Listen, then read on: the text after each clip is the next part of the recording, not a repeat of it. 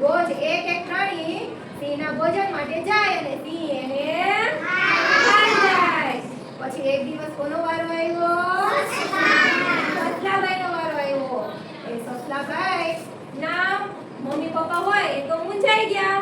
તો હવે શું કરશું આપણે? તો સસલાભાઈ હતા ને નાના નાના કેવલ જેવા ચતુર હતા. કે તમે ચિંતા કરો નહીં. આજે સિંહભાઈનું ભોજન કરવા માટે હું જઈશ. એટલે સસલાભાઈ છે એ સિંહભાઈનું ભોજન કરવા માટે જાય છે.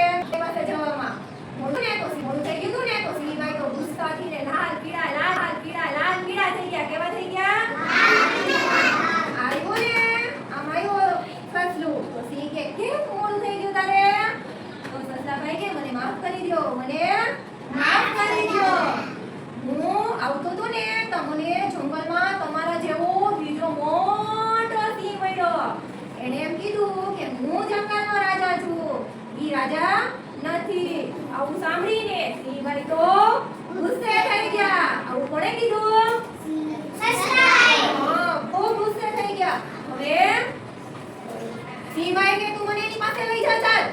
હું એ સિંહને મારી નાખીશ. પછી સસલાભાઈ તો આગળ અને સિંહ એની પાછળ. સસલાભાઈ આગળ જાય, સિંહ એની પાછળ જાય. સસલાભાઈ એક જય અને કૂવો છે એમાં કીધું કે જો એ મોટો સિંહ છે ને આની અંદર જ રહે છે. તમે એને સાથે જ જોઈ લો. પછી સિંહભાઈ અંદર આમ ડોક કાઢી અને ગર્જના કરી. તો પછી કૂવામાંથી ને અવાજ આવ્યો. જેવો એને અવાજ કર્યો એવો કૂવામાંથી અવાજ આવે ને. તો સિંહભાઈને એવું લાગ્યું કે મારા જેવો સિંહ અંદર છે પાણીમાં એને પોતાનું મોઢું દેખાતું હતું. એટલે એ તો ખૂબ ગુસ્સે થયો. હું તને મારી નાખીશ. તો સામેથી અવાજ આવ્યો હું તને મારી નાખીશ. અને સિંહભાઈ તો ખૂબ ગુસ્સે થઈ ગયા. અને તરત દેરાની એને કૂવામાં મૂકી મારી અને એ તો કૂવામાં પાણીમાં ડૂબી ગયા.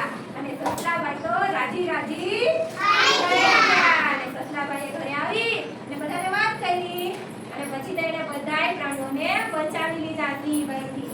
તો મુસીબતના